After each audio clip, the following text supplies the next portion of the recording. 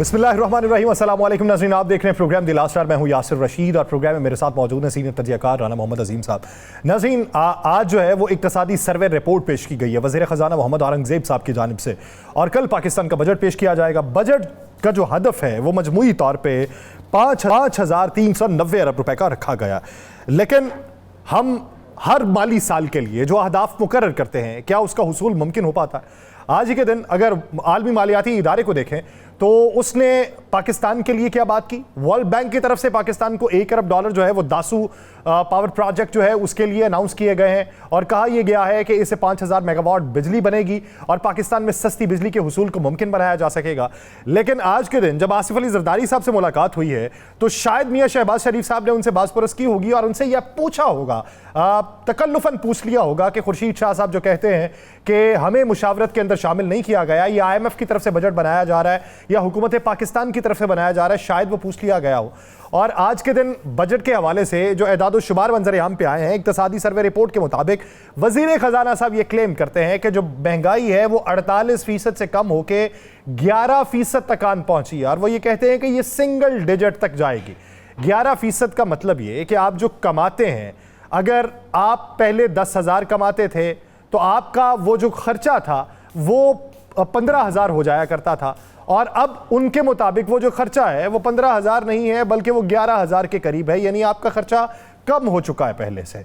और अगर ये हकीकत है, आवाम को मालूम है, तो फिर इसी के मुताबिक होगा। बसूरत दीगर मुल्क में महंगी होने वाली बिजली, मुल्क के अंदर अशियाए खुरनोश की कीमतों में इजाफा, और फिर चंद चीज़ों में कमी और दीगर चीज़ों में जो इजाफा है, उस इजाफत ने अवाम को किस हद तक परेशान किया हुआ है।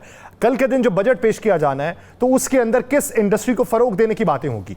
ऑटोमोबाइल इंडस्ट्री को फ़रोग देने की बातें होंगी कि जिनके प्लांट्स बंद पड़े हुए हैं।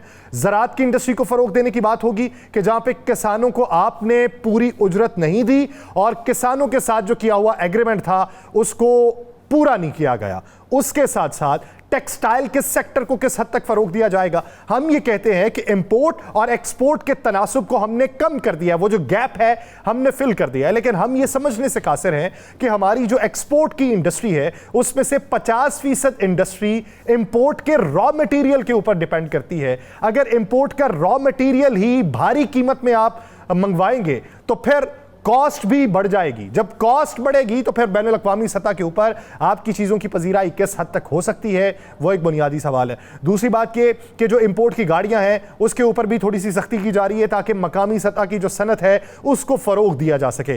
पर कैपिटा इनकम के हवाले से अहदाफ क्या मुकर्रर किए जाएंगे उसके ऊपर बिलखुसूस बात होनी है। उसके अलावा पाकिस्तान के वो सेक्टर्स के जिनके ऊपर तवज्जो देने की ज़रूरत है, यानी तालीम का सेक्टर और सेहत का सेक्टर, उसमें किस हद तक तवज्जो दी जाएगी। पंजाब के अंदर अगर आप देखें तो पिछले 20 सालों से मुफ्त किताबों का हुसूल मुमकिन था स्कूल के बच्चों के लिए, लेकिन अब वो भी हुसूल जो है वो मुमकिन नहीं रह पाया। अब वो बच्चे जो हैं वो किताबें हासिल नहीं कर सकते, तो उनके लिए परेशानियां मजीद बढ़ गई हैं। क्या तालीम के सेक्टर में जो पैसा लगेगा उसका आउटकम देखने को मिलेगा? फिर बात ये कि तवानाई के मुतबादिल शोबों के ऊपर हम जो है वो कन्वर्सेशन जो हमारी है वो तो होती रहती है, लेकिन हम कन्वर्ट नहीं हो पाते। तो वो एक बहुत बड़ा सवालिया निशान है कि वो कन्वर्ट कब होंगे, वो ट्रांजिशन कब मुकम्मल होगी कि जिससे आवाम को कुछ सहूलियात मिल सकें। क्योंकि IPPs का बोझ यानी कैपेसिटी चार्जेस हमें जो हर साल पे करना पड़ते हैं वो कौमी खजाने के ऊपर एक भारी बोझ है। और फिर एक और बात कि फाटा और पाटा, इसके लिए जो सब्सिडीज दी जानी है उसके ऊपर एक कमेटी बना दी गई है, और उस कमेटी की सरबराही जो है वो राना सनाउल्लाह साहब को दी गई है। वो कमेटी अपनी सिफारिशात मुरतब करेगी और फिर उसके बाद फैसला किया जाएगा कि आने वाले दिनों में क्या होगा। ये तो है बजट से मुतल्लिक जो कल पेश किया जाएगा और जिससे चीज़ें आया होंगी कि किस किस चीज़ की कीमत बढ़ जाएगी। अभी तक के इतलात के मुताबिक जो है वो बेकरी आइटम्स उसकी कीमत बढ़ेगी, मेकअप का सामान उसकी, आर्टिफिशियल ज्वेलरी उसकी, जो है बच्चों के लिए सीरियल्स, जैम, जेली, उसकी कीमत बढ़ जाएगी। तो कल के दिन इस हवाले से क्या कुछ देखने में आता है वो एक सवाल है। दूसरी बात यह कि चीफ जस्टिस आमिर फारूक साहब ने आज एक समाअत की इलेक्शन ट्रिब्यूनल की तब्दीली के हवाले से, जो इलेक्शन कमीशन की तरफ से तब्दील किया गया। चीफ जस्टिस आमिर फारूक साहब ने उसमें बेशुमार बातें उठाई। उन्होंने यह कहा कि मैंने जज दिया था, इलेक्शन कमीशन ने उसकी मंजूरी दी, आप अगर इल्जाम लगाएंगे कि जज मुतासिब है, आप अगर जज के ऊपर इल्जाम लगाएंगे और वो गलत हुआ तो आपको 5 साल की नाअहली भी भुगतना पड़ेगी, आपको जेल भी जाना पड़ेगा। उन्होंने कहा कि इलेक्शन कमीशन कौन सा प्रेसिडेंट सेट कर रहा है जिसके तहत इलेक्शन कमीशन यह समझता है कि वो सू मोटो एक्शन ले सकता है। Chief justice Islamabad high court justice Aamir Farooq साहब के मुताबिक इलेक्शन कमीशन के पास सू मोटो का इख्तियार मौजूद नहीं है और वो ये फैसले नहीं कर सकता।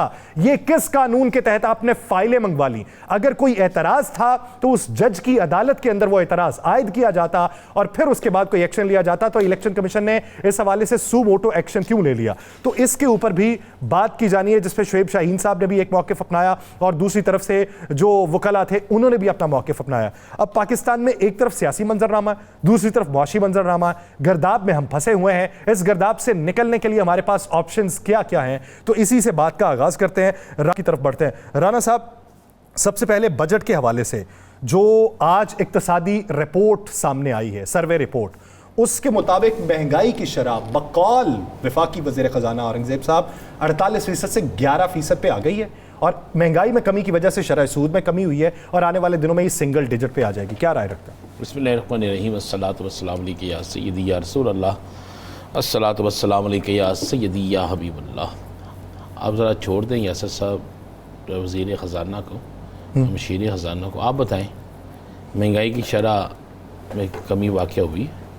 मैं अपना ज़ाती तौर पे जी, मैं आपको ज़ाती तौर पे पूछ रहा हूँ, मैंने कोई पीछे खड़े मोहम्मद भूटे से नहीं पूछा, आपसे पूछ रहा हूँ। देखो कि आप और मैं इस माशरे में कि उस हिस्से में रहते हैं जहाँ पर हमने अपनी तनख्वाह से गुजारा करना है, जहाँ पे हमने गाड़ी में अपना पेट्रोल डलवाना है, जहाँ पे हमने अपने घर की बिजली का बिल खुद अदा करना है। तो आप मुझे बता दें ज़रा, ये चाय दफ्तर की है जो आप पी रहे हैं, हाँ जी, ये बता दें मुझे आप। मेरे पल्ले से हो तो शायद मैं तीसरे दिन पीने बंद कर दूँ, ये दफ्तर वालों की इनायत मिल जाती। आप ज़रा बता दें मुझे कि महंगाई की शरह में कितनी कमी हुई है? हम तो परेशानी के अंदर मुब्तला है, हमारे तो यार झूठ बोलते हैं आप, परेशानी में मुब्तला है। अच्छा? मैंने आपसे कल के नोटों की बोरियां खुल गई हैं, हर चीज सस्ती है, आप कहते हैं महंगी है। ओ यार मुझे एक बात बताए, अगर 2300 रुपए किलो बकरे का गोश्त था, कोई महंगे? कोई महंगे है मुझे बताए ना। आपकी अगर 512 रुपए किलो साफ गोश्त मुर्गी का आ गया है तो कोई महंगे? यार अगर 500 रुपए किलो वो नींबू मिल रहा है तो कोई महंगे? यार अगर 130 रुपए किलो प्याज मिल रहा है महंगा कोई? अब अच्छा आदमी लोगों वाली बात करते हैं, नहीं मिल रही यार रोजगारी किसी को। अगर आप देखें ना कितना हमने तरक्की कर रहे हैं कि सीमर की बोरी जो है हमने उस पर वो कीमत बढ़ गई है उसकी। अगर प्रॉपर्टी का कारोबार, कंस्ट्रक्शन का कारोबार कम हो गया है तो इसका मतलब ये तो हुआ ना कि लोग पैसे किसी और पर तरफ लगा रहे हैं, आप ऐसे कहते जा रहे हैं। जीरो पे आ गई है महंगाई, जीरो पे, हम माइनस में ले जाते हैं हम। जीरो पे आ गई है। मुझे इन लोगों को जो ये बैठ के प्रेस कॉन्फ्रेंस करते हैं ना, इन्हें लेकर किसी गरीब बस्ती में जाएं, इन्हें एक तनख्वाहदार तबके के घर लेकर जाएं, इन्हें बताएं कि एक सैलरी लेने वाला महीना किस तरह गुजारता है, इन्हें बताएं कि जनाब बिजली के बिल कितने कितने आए हैं, इन्हें बताएं कि जनाब इस वक्त ईद उल अज़हा में चंद दिन रह गए हैं और लोगों के बच्चों के कपड़े नहीं हैं। इन्हें बताएं कि जनाब जाकर ज़रा मार्केटों में, बाज़ारों में देखें कि महंगाई कितनी है, ख़रीदारी की रेशो कितनी है, तो जाके अंदाज़ा तो लगाएं ना। ठंडे कमरों में बैठकर ये सारा कुछ पेश कर देना बड़ी अच्छी बात है। और अगर यही सारा कुछ पेश करते करते वो 4, 6, 10 घरों की हालतें ज़ार भी बयान कर देते, क्लर्क से लेकर मजदूर की, आम आदमी से लेकर सफ़ेद पोश की, इन 4-5 घरों की सूरत हाल अगर ये सामने रख देते, जिसके बच्चे स्कूल जाना छोड़ गए हैं उसका भी जिक्र कर देते, तो फिर मैं मानता कि जनाब इन्होंने बहुत अच्छी बात की है। वो तो इस तरह आए हैं कि जैसे सब अच्छा हो गया। और यार सब अच्छा हो गया क्यों कर्ज ले रहे हो? सब अच्छा हो गया क्यों जा रहे हो IMF के पीछे? सब अच्छा हो गया तो क्यों जाके तल्ले मिन्नतें कर रहे हो? और आप यहाँ बैठ के गर्दान गिना रहे हैं, आप तो, और आप और मैं मुंशी बने हुए हैं कि आप उसने फलाने ने फलां कह दिया, बल्ले बल्ले बल्ले जी साहब ठीक हो गया। ये क्या हुआ? यासर साहब कुछ ठीक नहीं है। इनको जब तक आम आदमी खुशहाल नजर नहीं आएगा इस मुल्क का, और आम आदमी इस मुल्क का 90% से ज़ायद है। अगर वो खुशहाल नहीं है, उसके घर में खुशहाली नहीं है, अगर उसके घर में फल नहीं जा सकता। आपको पता है ये जो लीची आई हुई है आजकल, सर हमें कहाँ पे पता नहीं, वैसे लीची है ना, लीची कहते हैं ना उसे। हाँ जी, पता क्या कितने की किलो है? हमने कभी 900 रुपये किलो। पूछा ही नहीं सर, इसलिए कभी मैं इसलिए नहीं, मैं कह रहा ना, तो बताए ना वो अपने वजीर मसूफ साहब को कि महंगाई कम हो गई है ना। 900 रुपये किलो है यासर साहब। आपने लीमू 500 का, सर वो 1000 से 500 पे आया, 1000 पे भी लोगों ने लिए। सर इंशाल्लाह ईद के पास हो जाएगा, घबराएं ना आप। अभी ईद में 4-5-6 दिन है ना, हो जाएगा, क्यों घबराते हैं आप ज़रा ये तो देखें कि आप जो डॉलर का रेट दे रहे हैं, मुझे उस रेट में डॉलर ले देंगे आप? नहीं, हमारा जो बजट तश्कील पा रहा है वो 295 के हिसाब से डॉलर से तश्कील पा रहा है। फिर डॉलर आप समझे 300 से ऊपर जा रहा है। वो तो आलमी इदारे कह रहे हैं 350 के करीब। चलो अच्छी बात है यार, जाने दें। शायद ये हम झूठ के सहारे जीते हैं, और झूठ का सहारा ही जो है हमें वो आगे लेकर चलता है। जिस मुल्क के अंदर ताकतवर, जिस मुल्क के अंदर बड़ा आदमी, जिस मुल्क के अंदर मजबूत आदमी ये सब कुछ करता हो, जिस मुल्क के अंदर साबिक इन्हीं की हुकूमत का एक साबिक मशीर मुफ्ती इस्माइल साहब ने जो बात की आपको पता है ना, उसके जवाब में नून लीग ने जो बात कही वो भी आपको पता है, और फिर आज भी जो बात हुई वो भी आपको पता है। तो यासर साहब बात यह है कि कोई बात नहीं, इनको ये महंगाई इसलिए नहीं लगती कि ये लोग आम आदमी की ज़िंदगी को नहीं देखते। इनको ये महंगाई इसलिए नहीं लगती कि इनको ये नहीं इल्म कि इस पाकिस्तान की अक्सरियती आबादी जो है वो किस हाल में जी रही है, उसके लिए खाना कितने वक्त का मुयस्सर है, उनके लिए रोटी कितने वक्त की मुयस्सर है, उनके कितने बच्चे पढ़ने जाते हैं। इन्हें ये नहीं पता चौकों में, शराहों पे, गली मोहल्लों में मैं मांगने वालों की कितनी बड़ी तादाद जो है वो इस वक्त हो चुकी है। इन्हें ये नहीं पता कि अस्पताल के अंदर जाएं तो वहाँ पे एडमिशन लेने के लिए कितने तरले मिन्नतें करने पड़ते हैं। इन्हें ये नहीं पता कि पाकिस्तान के अंदर ताजर जो है वो अपना कारोबार छोड़ रहा है। खुद आज एक बड़ी इंडस्ट्री के, एक बहुत बड़ी कॉमर्स से तल्लुक़ रखने वाली यूनियन के ज़िम्मेदार ने कहा हमारे तो हज़ारों लोग किसी और मुल्क में जाकर कारोबार शुरू कर दिया उन्होंने, इसलिए कि यहाँ पर सहूलतें मुयस्सर नहीं थी, यहाँ पर टैक्सों की भरमार थी, यहाँ पर जिससे जो टैक्स लिया जाना चाहिए था उससे लिया नहीं जाता, और जिसका टैक्स बनता नहीं उस पर जबरन लगाया जाता है। यासर साहब क्या करेंगे आप अज़मा बुखारी साहिबा कहती हैं कि पंजाब हुकूमत ने अवाम के 530 अरब रुपए बचाए। कहाँ से बताएं ना मुझे। कुछ तो किसानों से बचा लिए होंगे गंदम खरीदारी ना करके। ओके, और बाकी कुछ बजट जारी ना करके, क्योंकि उनके मुताबिक उन्होंने किसी रुकने असम्बली को बजट नहीं दिया। बजट किसको कहते हैं मुझे सब, यानी तरक्याती फंड्स नहीं दिए। ये जो सड़कें बन रही थी इलेक्शन से पहले भी, अब भी जो बन रही है, कौन बना रहा है? कोई ऐसी है चीज़ कि जो पाकिस्तान में खुद ही पैसे लगा रही है? मुझे बता देना, कोई है? आपको पता था ना इलेक्शन से पहले, अभी इलेक्शन हो रहे थे, रातों रात सड़कें बनती थी जी। फिर उस्मा भारी साहब से वही तो हम पे मेहरबानी होती है सिर्फ कि उसी वक्त जो बन जाती हैं वही चलती रहती हैं। यासर साहब, मैं तो आज सवाल कर रहा हूँ इस हाकिम वक्त से हाथ जोड़ के कि हमारी हालत ज़ार पे रहम करें, इस कौम की हालत ज़ार पे रहम करें। इस बजट को पेश करने से पहले 1 घंटा किसी मजदूर, किसी क्लर्क, किसी सफ़ेद पोश, किसी दुकानदार के घर में गुजार लें। आपको पता चल जाए कि जनाब ये किस तरह ज़िंदगी गुजार रहे हैं। आपको पता चल जाए कि आपने जो बजट बनाना है वो बजट किस तरह बनना है। आप कहते हैं जी कॉस्मेटिक्स पे लगा देंगे, वो टैक्स लगेगा। और भाई जो कॉस्मेटिक्स अमीर खरीदते हैं ना, वो तो पाकिस्तान में होता ही नहीं। यासर साहब, जो आप जैसे लोग लेते हैं वो तो पाकिस्तान में है ही नहीं। तो जो हम जैसे लोग कभी कभार ले लेते हैं, आप उस पर भी टैक्स लगा देंगे। आप जैसे का मतलब है, मैं उनको कह रहा हूँ हजूर, आप अपने बिना आपने हजरत तफन्नुन मुझे वो रखे हुए हैं यार, आप आपसे ना कहूँ किससे कहूँ, कहते हैं ना नहीं दिल ठीक का है, गुबार मैंने तो अपना आप हाजिर किया है कथारसिस के लिए, आपने आईना समझा हुआ है मुझे रख। यासर साहब, कल आपने जिक्र किया कैप्टन सफदर साहब का ना जी। आज जब मैंने पटिशन की ना सुबह जो लगी हुई है मेरी हद तक इज्जत वाली, तो हम वहाँ पे काफ़ी वकला बैठे थे, मैंने वो वीडियो 6 दफ़ा उनको दिखाई।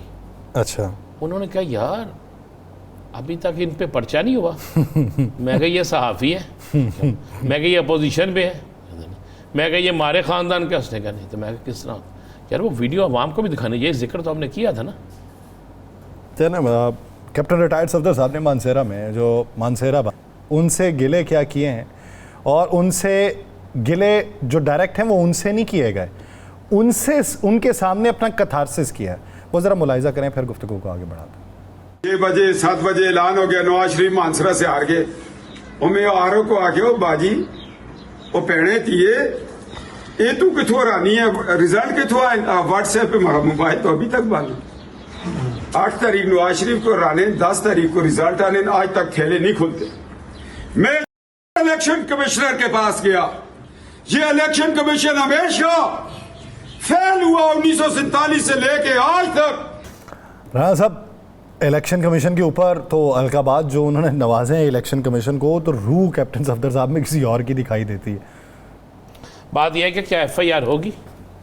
कौन सी FIR? सोशल मीडिया में चली है ना ये, कैप्टन सफदर साहब पे FIR होगी। उन्होंने इतने वो अल्फाज कह दिए हैं जिसकी इंतहा कोई नहीं, जो हम दिखा नहीं सकते। उसने उन लक़बात से नवाजा है। कैप्टन सफदर साहब कौन है? वज़ीर आला पंजाब के खावंद, मुस्लिम लीग नून के सदर के दामाद, ये हैं कैप्टन सफदर साहब। और वज़ीर आज़म पाकिस्तान की भतीजी के खावंद ये है भी मुस्लिम लीग नून में। मियाँ नवाज शरीफ की कैंपेन के इंचार्ज भी गालिबन यही थे, सारा कुछ यही था। जब ये इलेक्शन कमीशन पे इल्ज़ाम लगाएं और आगे से खामोशी रहे तो फिर फैसला तो करना पड़ेगा ना, हद तक इज्जत कहाँ पे है? क्या ये किसी की हद तक की इज्जत मजरू नहीं हुई? क्या किसी की इज्जत पे हर्फ नहीं आया? क्या पाकिस्तान के एक बड़े अदारे के खिलाफ बात नहीं हुई? क्या सुबह इलेक्शन कमीशन इन्हें भी नोटिस जारी करेगा? अगर बानी तहरीक इंसाफ को नोटिस जारी हो सकता है, अगर फवाद चौधरी को नोटिस जारी हो सकता है, तो क्या यहां पर नोटिस जारी नहीं होगा? मुझे बताएं ना यासर साहब। अगर नहीं जारी होगा तो फिर ये दोगलापन है, फिर ये डबल पॉलिसी है, ये नहीं चलेगी, इसे कोई नहीं मानेगा। फिर अदालतों के दरवाजे भी खुले हैं, फिर रास्ते भी खुले हैं। अगर अगर अगर मैं कैप्टन सफदर साहब की बात को दुरुस्त मान लेता हूं तो फिर लियाकत चट्टे की बात जो है वो इलेक्शन कमीशन के हवाले से वो भी दुरुस्त है, मैं किसी और तरफ जाते ही नहीं। फिर जो कहा 3 हलकों की बात है वो भी दुरुस्त है। यहाँ 3 हलकों से यासर आपकी बात करूं? नो सर, एक ब्रेक ले लेते हैं, एक ब्रेक लेनी। भाई यार, आपकी जमात के लोगों का पोल खुलने लगता है, आपको ब्रेक याद आ जाती है। एक ब्रेक सर एक ब्रेक लेते हैं नाज़रीन। ब्रेक ले ले, ब्रेक लेने के बाद कोई ब्रेक ही चाहिए। ब्रेक लेने के बाद वापस आते हैं। सायरा बानो साहिबा हमें ज्वाइन करेंगी, कहीं नहीं जाएगी, स्टे विद अस।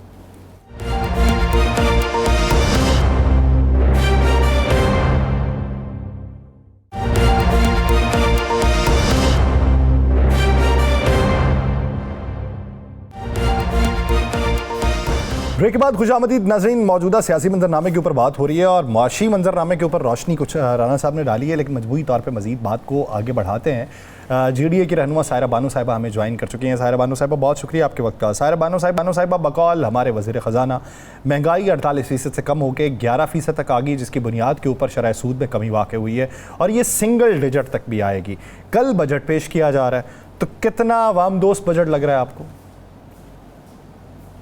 अस्सलाम वालेकुम। वालेकुम अस्सलाम। आपने कहा उससे पहले रोशनी डाली राना साहब ने, आपने राना साहब को पूरी रोशनी तो डालने की थी।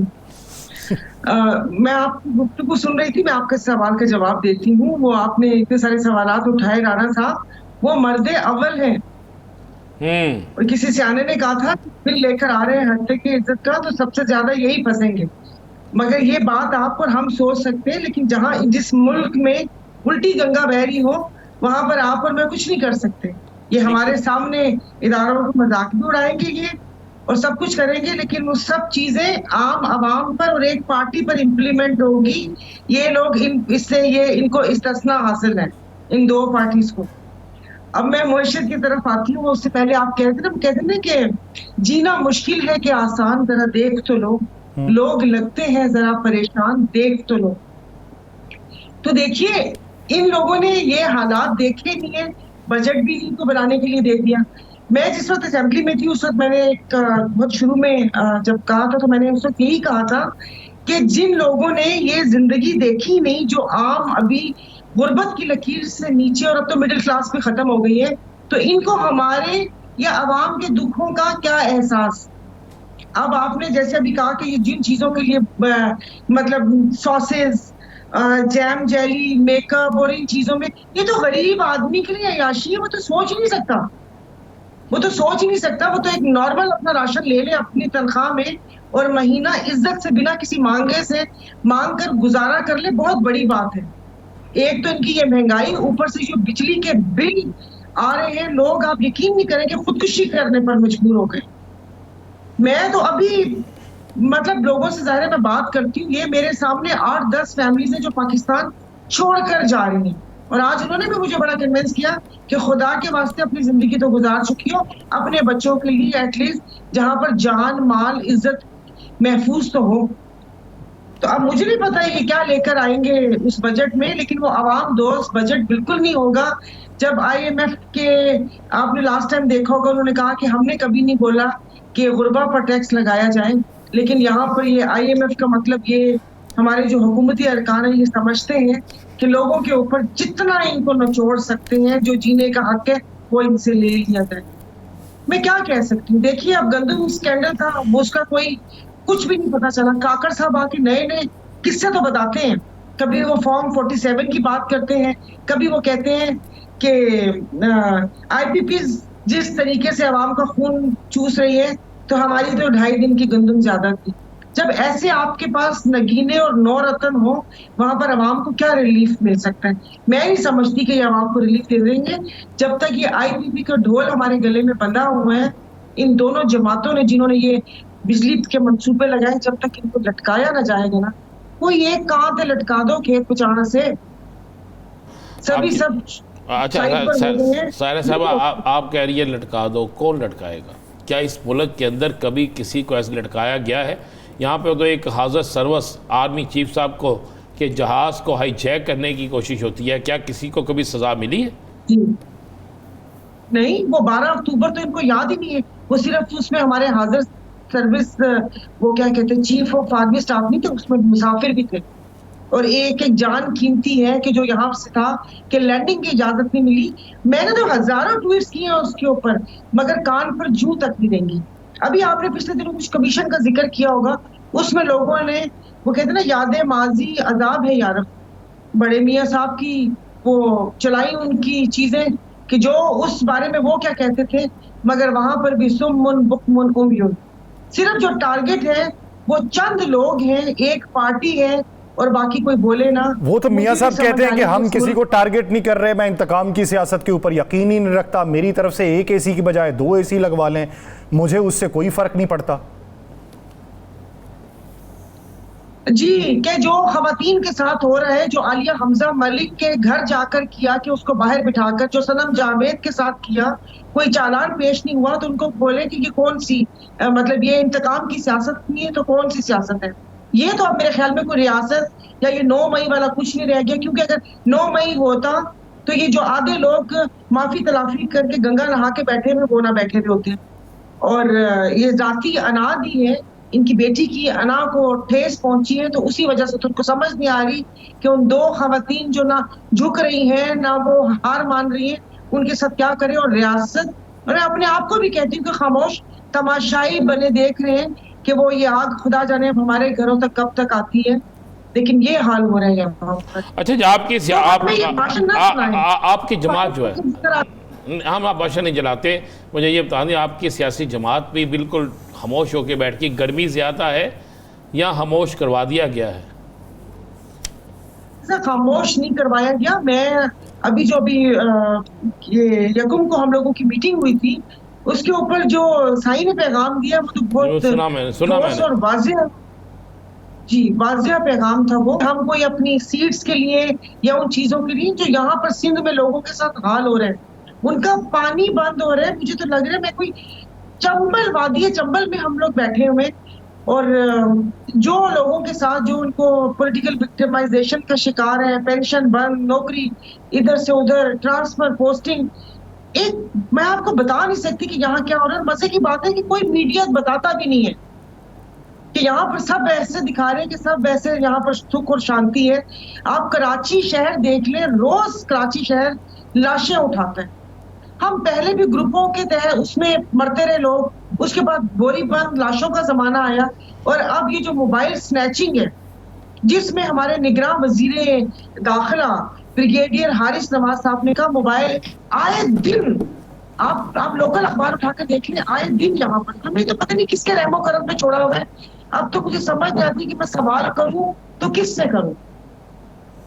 साहिरा बानो साहिबा, आप जो बातें कर रही हैं कर लें, कोई 3-4 दिन मज़ीद और की जा सकेंगी, क्योंकि बात यह है कि इत्तलात हैं कि फायर वॉल एक इंस्टॉलेशन हो रही है और 4 मोबाइल कंपनीज़ जो हैं उनके साथ इंटैक्ट हैं। फिर वो मवाद जो हुकूमत को नापसंदीदा होगा उसको ट्रेस भी किया जाएगा, उसकी रीच भी कम की जाएगी, जिसने अपलोड किया होगा उस तक भी पहुंचा जाएगा। तो सोशल मीडिया आपका जो पहले चल रहा है उसकी रीच कम होने वाली। जी जी, वो कहते हैं ना कि मालूम नहीं मेरे सयाद को, घुटती है अगर सांस तो खुलती है जुबां, और ये ऐसी बड़ी आग के दरिया पार किए हुए। इश्क भी तो आग का दरिया है ना, और तैर कर गए हमें जिंदगी में कभी कभी कोई ना कोई इसने तो पार किया होगा। बाकी ये फायर वॉल लगाने का क्यों तकल्लुफ कर रहे हैं?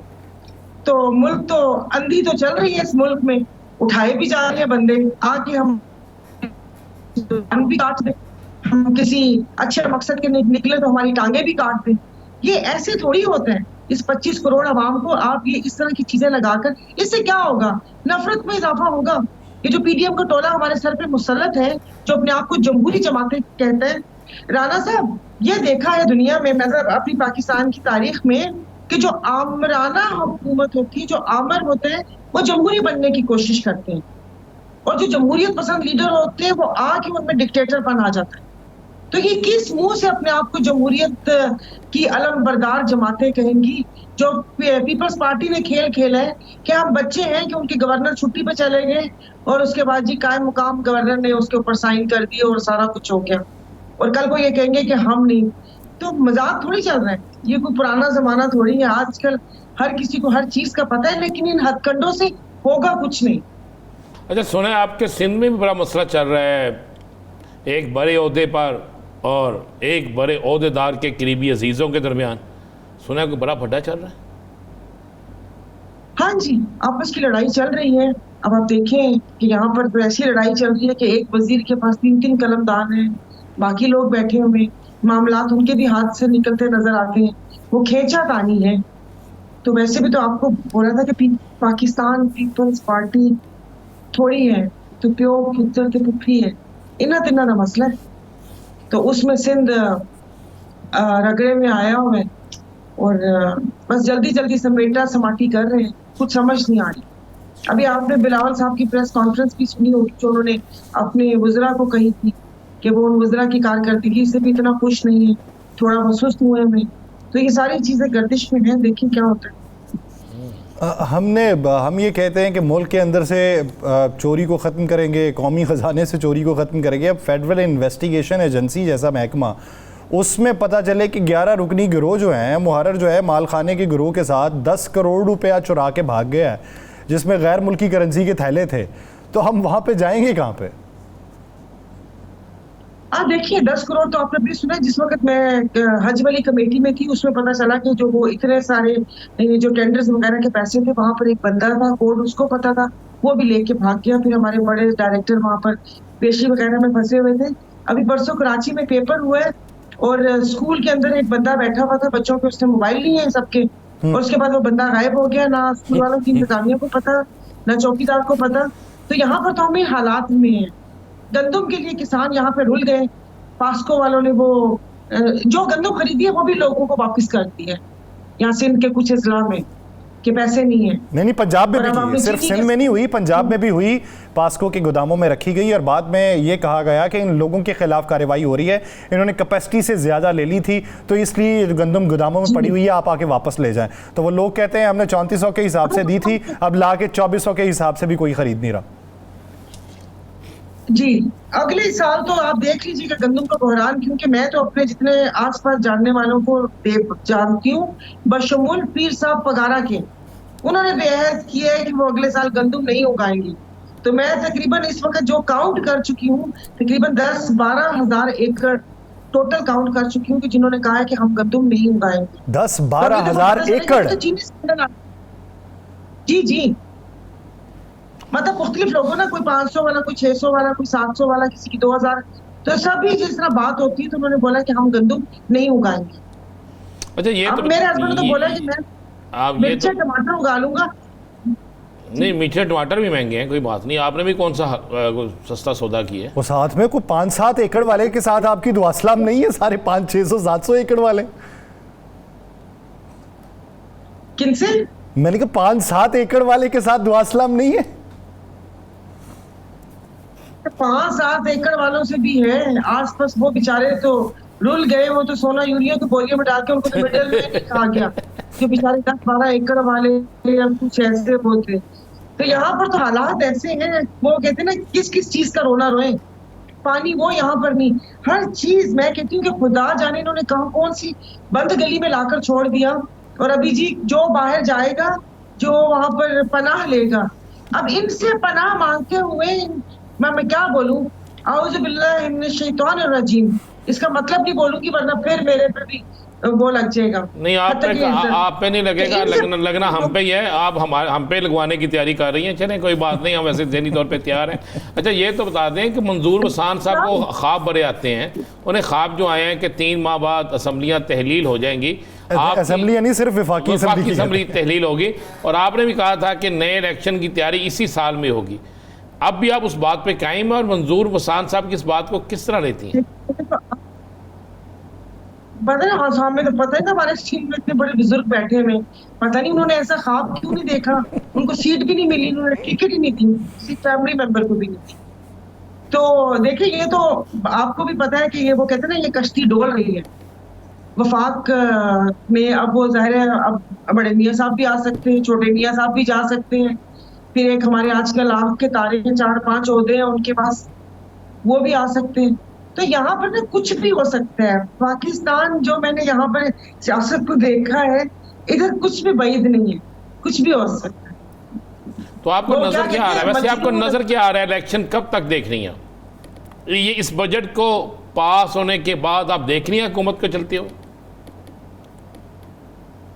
नहीं, बजट तो देखिए, बजट देने को तो दे दे, अब उतना हदफ पूरा होगा तो ये बाकी चीजें होंगी। ऐसे तो जितने मर्जी सपने वो देख लें, हाँ उसके बाद कुछ इस तरह वो है। बाकी राणा साहब एक बात है, सुहागन वही जो पिया मन भाई जो लेकर आए हैं, अगर उनका दिल भर गया तो ये चले जाएंगे, वरना किसी न किसी तरीके लटक पटक के ये सेटअप चलेगा, पता नहीं। अच्छा, साहिरा बात ज्यादा होगी। साहिरा बानो साहिबा, पंजाब हुकूमत देखे ना तो वो क्लेम करती है हमने 530 अरब रुपए कौमी खजाने के बचाए हैं। वो कहते हैं जी सियासी तौर पे यहाँ पे फंड्स लगाए जाते थे और इसमें खुरदबुर्द होती थी तो हमने वो फंड जारी नहीं किए किसी भी रुकने असम्बली को, तो हम इस तरीके से हुकूमत पंजाब का पैसा बचा रहे हैं। और ट्वीट्स करके बाकायदा ये लिखा जा रहा है कि 100 दिन में मरीम नवाज साहिबा ने वो किया है जो पिछली कोई हुकूमत नहीं कर सकी। आप बिल्कुल सही कह रहे हैं, उन्होंने वो किया है कि जो पीछे कोई भी नहीं कर सकता था। उन्होंने टिकटॉक वीडियोस बनाई हैं, उन्होंने मतलब वो क्या कहते हैं, थोड़ी सी बाइक, इलेक्ट्रिक बाइक बाकी पे हरा रंग करके दिए हैं, अपने मुखालफों को हद से ज्यादा परेशान किया है। और वो कहते हैं ना कि मैं क्या क्या बताऊं, कि उन्होंने कहा था कि पहली दफा जो मैंने सुना था कि मैं पहली दफा हूँ, मुझे ज्यादा शोर शराबा और ये चीजें नहीं चाहिए। फिर आपने वहां पर पंजाब असेंबली में भी देखा, और जो डायरेक्ट करेंगे, आवाम का पैसा बचाएंगे, वो यहाँ आवाम का पैसा बचाया गया और आपके मुताबिक जो उन्होंने किया वो पहले कभी हुआ ही नहीं और ना कभी। बहुत शुक्रिया साहिरा बानो साहिबा इस हवाले से अपना वक्त देने के लिए। नाज़रीन, दीगर इश्यूज़ पे बात करेंगे एक शॉर्ट ब्रेक के बाद, कहीं नहीं जाएगा। Stay with us.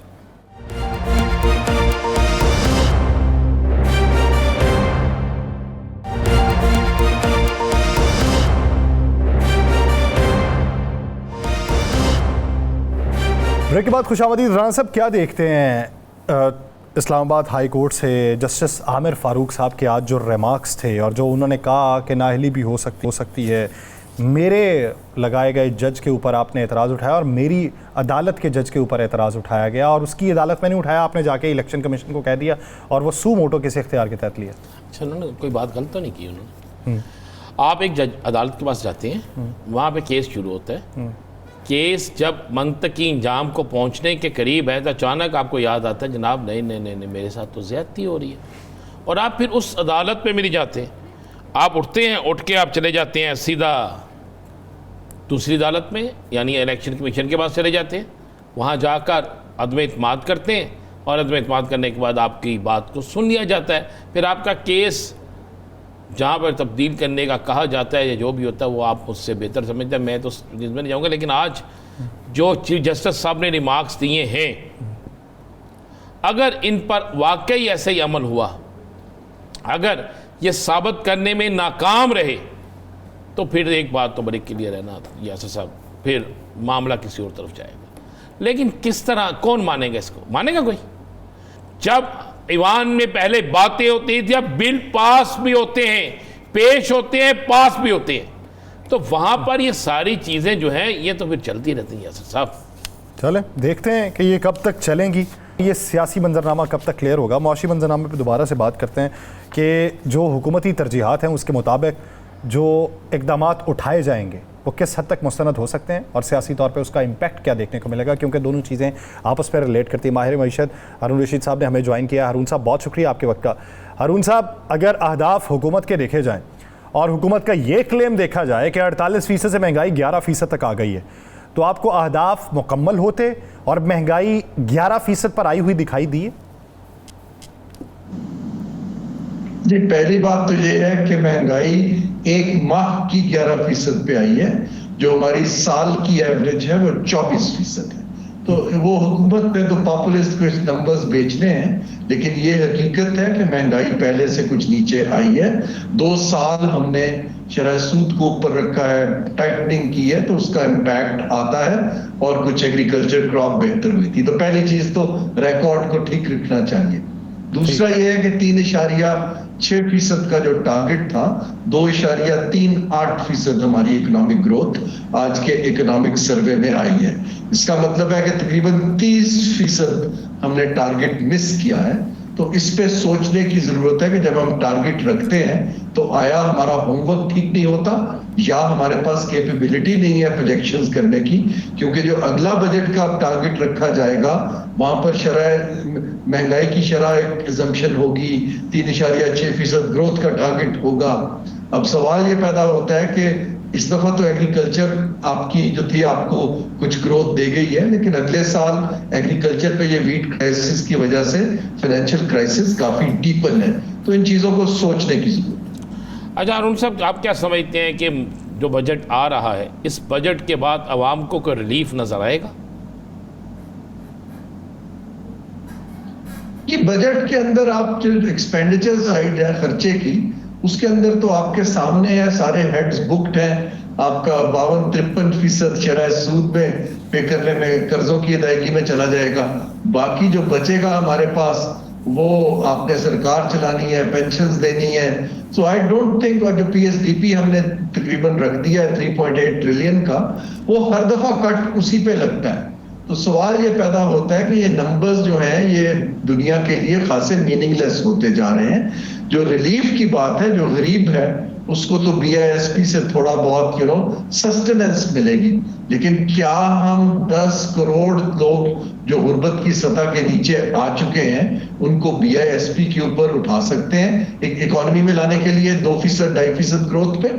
ये हमें सोचने की जरूरत है कि हम किस जगह से खर्चा काट के सफेदपोश तबके पर और गरीबों पर स्पेंड करें कि उनके पास हुनर आए, उनको इंडस्ट्री से लिंक हो और कहीं ना कहीं एब्जॉर्ब हो सके। वरना ये हम कोई वेलफेयर स्टेट तो वो बनता है जो बहुत अमीर होता है, जो पहले कर्ज पे जी रहा हो तो वो BISP पे तो बड़ा मुश्किल है। तो कुछ पॉलिसी की शिफ्ट मैं देखना चाहता हूं बजट में कि वो छोटे कारोबारों की तरफ कुछ आए, कोई लोगों को स्किल्स देने की तरफ आए। अगर तो ये पॉलिसी सिर्फ वही रही कि स्टेबलाइज करना है और टैक्स खींचना है एग्जिस्टिंग से और हमने अपने खर्चे चलाने हैं और IMF को टिक करना है, फिर मुझे रिलीफ का पोर्शन कम दिखाई देता है। नहीं, अब तक के इकदामात में आपको वो रिफॉर्म्स होती दिखाई देती हैं, वो पॉलिसी शिफ्ट दिखाई देता है। मिसाल के तौर पे अगर तवानाई के सेक्टर में देखें तो क्या हम मुतबादिल ज़राए के ऊपर ट्रांजिशन देख रहे हैं? अगर आप रियल स्टेट सेक्टर में देखें तो वहाँ पे जो इन्वेस्टमेंट कम हुई है तो क्या उसमें कोई पॉलिसी शिफ्ट हम देख रहे हैं? जी देखिए, पॉलिसी में और एडमिनिस्ट्रेटिव रिफॉर्म में बहुत फर्क है। हाँ, कुछ थोड़ा बहुत एडमिनिस्ट्रेटिव चेंज मैं देख रहा हूँ कि नए सेक्टर्स को वो कहते हैं कि जी हम एडमिनिस्ट्रेटिव नेट में लाएंगे टैक्स के, लेकिन जो हमारे फॉल्ट लाइंस हैं जिसका आप जिक्र कर रहे हैं कि आया हम इतनी महंगी बिजली पर जी सकते हैं या नहीं जी सकते हैं, हमें 3-4 ट्रांजिशन चाहिए।